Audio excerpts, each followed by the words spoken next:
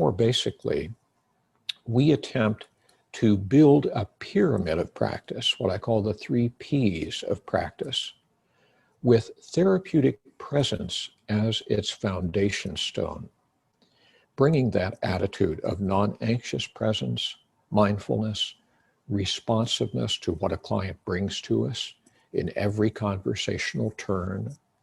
We show up in a way that we ourselves are authentically there. We are vulnerable. We are vulnerable to some version of our client's emotion. If my client is weeping heavily and I don't at least have moisture coming to my eyes, I will often ask myself, what's wrong, Bob? Why are you holding back from allowing yourself to be touched by this? It's when our own mirror neurons fire and we experience some version of the client's relevant emotion, when we step into their frame of reference, of course, that we are able to help orient to that presence.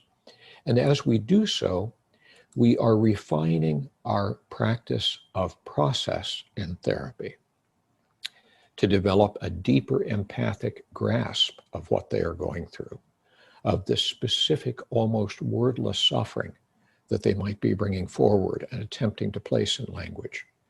And so we listen with our ears, but we also listen with our eyes to their nonverbal signals of what they need and how. We listen to the language of their body as well.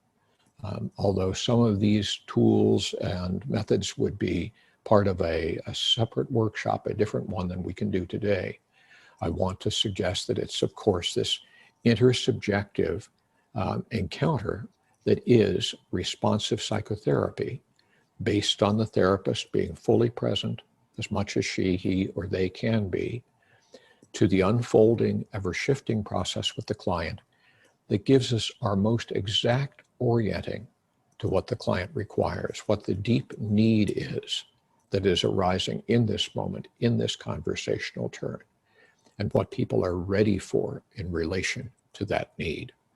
So they may experience a profound need like loneliness, but they're not ready to engage maybe in developing a new relationship, having lost a previous one.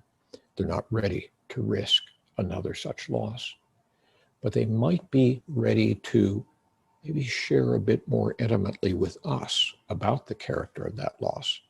And that too is a step toward addressing the loneliness, the isolation.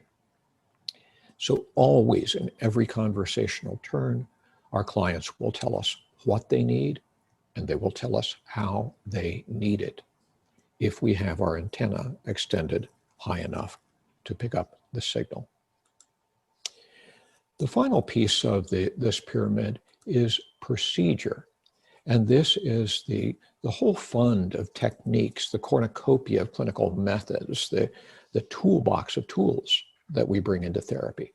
All of us will specialize in our own. Some will have training in EMDR. Others will be very alert to the role of transference. Others will be very skilled in noting maladaptive thought processes, the development of behavioral competencies, or sorting through systemic complexities and triangulations within families. We'll all have our own procedures, but these techniques are merely modifications of our more fundamental presence to our clients. And indeed, as much as we will focus on these, we'll try to help you add to or refine some of the tools you have in your toolbox today. We recognize that this full consolidated pyramid of skillful presence and being needs to be all of a package. It needs to fit together, because procedure practiced alone without attunement to process merely sets a context for misdirection. Right? We have a hammer, so everything looks like a nail.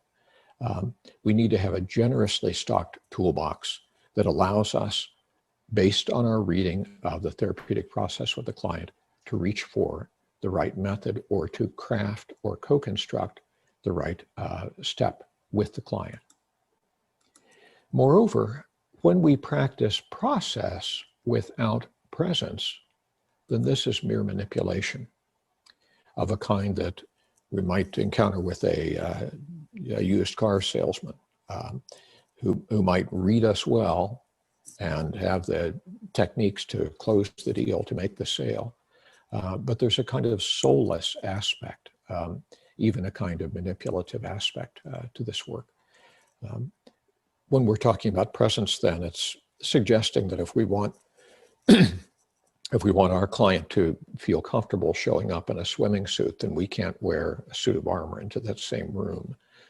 We have to be willing to be vulnerably present with them as well. That doesn't necessarily mean, of course, that we go into the long list of losses in our own lives, but we have to be, in some way, have those accessible to us, that if we feel a tinge of an old grief coming back as we listen to the fresh grief of our client, we need to be mindful of that as well, and to be able to distinguish what is ours from what is theirs.